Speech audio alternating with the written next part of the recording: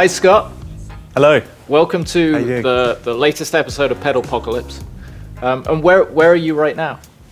So I'm somewhere near Guildford in a studio, Masterlink Studios. We've got to give a shout out to Masterlink because you did a session with them, and so we kind of jumped on that. And so I think we're going to play some stuff from that session. And that was stuff from your new record, is that right? Yeah, mostly from the new record. And how did the new record come about? Was that something you recorded during lockdown, or was it something that you'd planned before? Planned it before, but lockdown was great because parts of it were great because it just gave us time to finish it. Once the initial shock of everything that had happened last year with lockdown and COVID and stuff, it was kind of like great that we had all this stuff recorded that we could just work on. So this show is all about lockdown, really, and that's kind of how it came about. The concept is, if you were only allowed to take 3 pedals with you into a situation like being locked down, what would those 3 pedals be? Yeah. So let's go to pedal number 1. What have you chosen? Okay, so this is my fuzz pedal, the SM fuzz, and it's based on like an old germanium kind of thing. So the fuzz for me is one of the main go-to pedals I use because it's quite different. Although it's a fuzz pedal, you can also use it as a clean boost. It doesn't have to just be fuzzy, and it's much more retro than something like a tube screamer or a transistor overdrive. So it never sounds neat and tidy in that way. It always sounds a bit crunchy or a bit more like an amp cranked or something.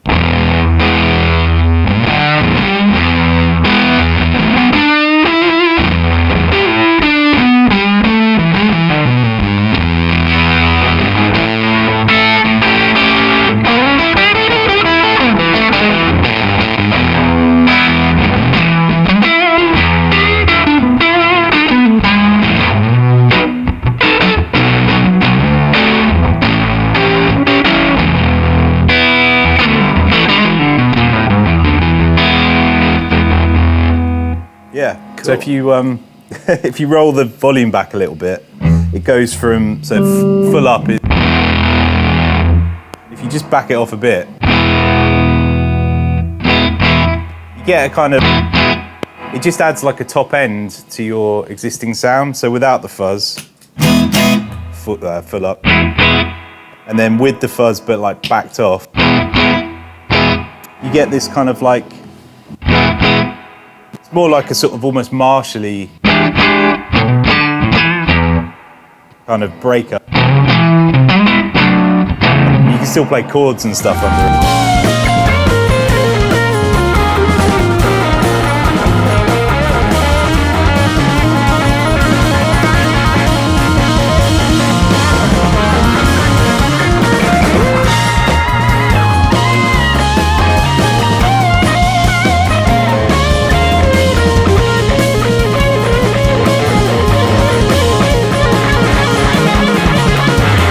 So how did the pedal come about? You say it's your own pedal. How did you develop that? Yeah, so I made one when I was like 17, 18, just from a schematic that I saw online. And that was on my board, and I'm not great at making stuff, so it kind of like quite often wouldn't work. But it looked really cool and it sounded cool. And then I met a friend of mine and we kind of went into this business together, and we were like, well, we'll make 50. See if we sell any, and then we made 100, then we made like 200, and then I think we made about 500 or 600 in the original series, which was great. And then I just got busy with gigging and life and touring, and the fuzz pedal kind of went into the background for a while. And then like last year, we me and Luke, my friend who I do it with, we'd see them pop up on eBay and Reverb for like $600 or like $700, and we were sort of thinking we should get on that. Yeah, get a piece of that. So yeah. How can people? Are they available now, or do you like release small batches of them, or how can people get? Yeah, them? so we started making them again last year.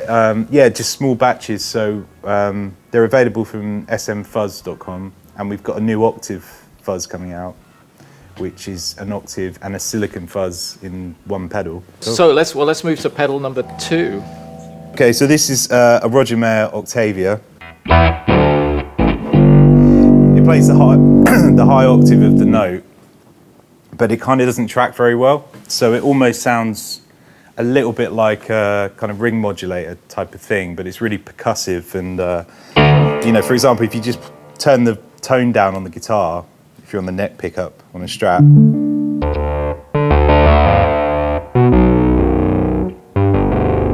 you get this kind of like, I don't know, it just sort of can sound quite synthy for one, but then it can also be like really funky, so it's kind of,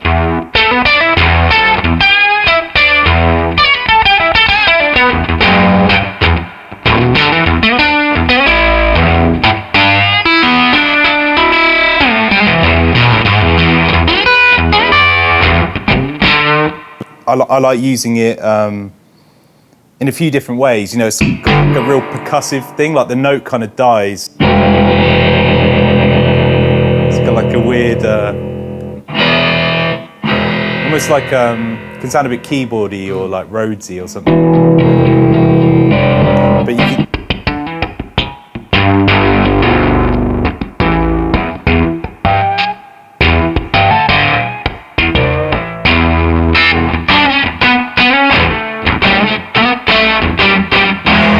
yeah, so I tend to set it quite clean, so the gain's kind of pretty much off, but the volume's full, and you get that real percussive, I mean, Hendrixy kind of thing, you know. The interesting thing that what I'm hearing with the pedals is that they do have a short lifespan of the note, and it's almost like playing clean in a way, where you're really relying on executing each note really well. It's like your sound doesn't allow for fluffing. You know, you have to execute everything, and I think that really comes through in all those tones, if you know what I mean.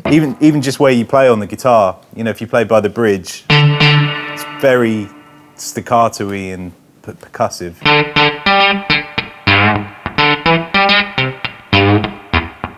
You know, almost like on-off kind of thing.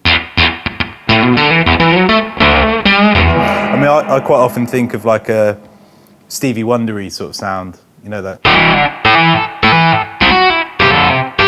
Yeah, it's got that kind of clavinet sort of thing.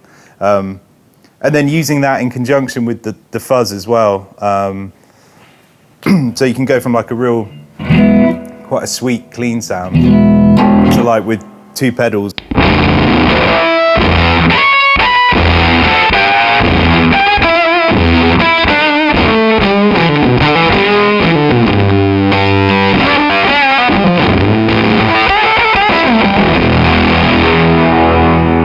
And again, just adjusting where you have things on the guitar, you know, you can get some, you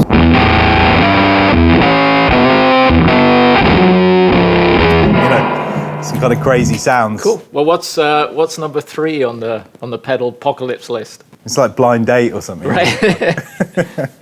Number 3 is my trusty Vox Wah, which I've had a couple of years.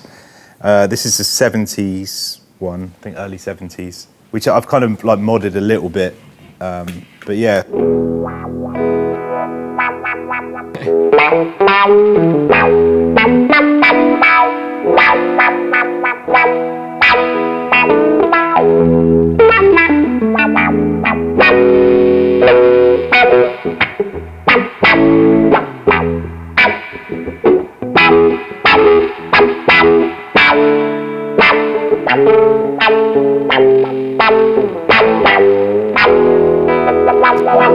Yeah, I mean, I just love the wah pedal for, again, I mean, these are all very Hendrixy sort of sounds, you know, probably apart from the Univibe, the 3 pedals that Hendrix would always use. But I just love it because it can be, it's just funky, isn't it?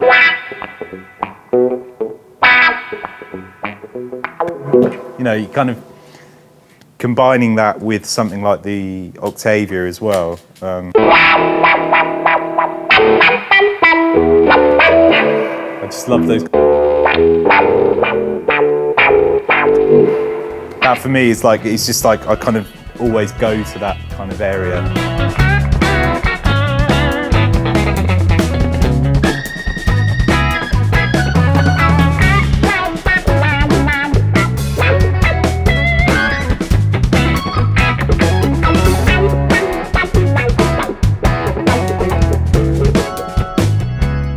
you have them in sequence that you? So you're into your fuzz first, and then the Octavia, and then the wah. Is that how you run them? That's right. Yeah. That's just what I find works best. I like the sound of the Octavia and the fuzz going into the wah. I don't know if that's the right way of doing it or not. But I see some people always have the wah pedal first, but it just doesn't seem to work for me. So I like the sound of the guitar hitting the Octavia, for example, and you get all that kind of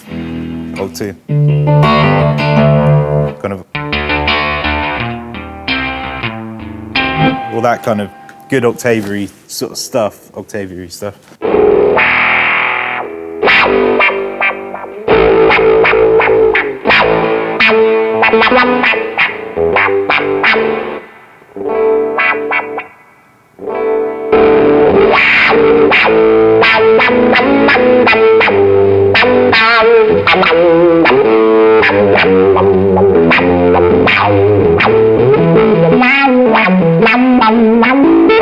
It's kind of like they're cool, funky sounds. Like each of them kind of like up the ante on that cool funkiness. With all three pedals on, you can just get some. It's just instantly kind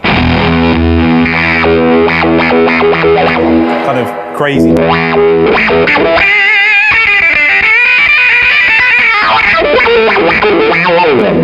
You know, you can go from kind of like nice, like really sweet sort of clean sound into like just craziness with just a couple of pedals and a wah. Thank you so much for being on the show.